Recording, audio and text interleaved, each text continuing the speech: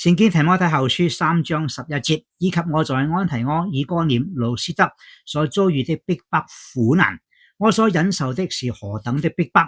但從這一切苦難中，主都把我救出嚟。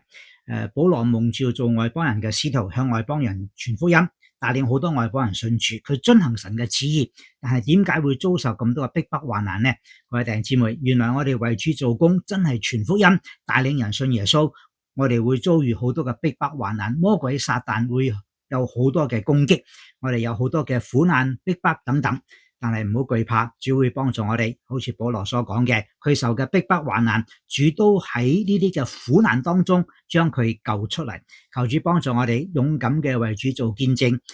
帶領多人信耶穌，將榮耀歸俾我哋嘅主，讓福音傳開，讓我哋嘅親戚朋友相信耶穌。我係鄧英善牧師。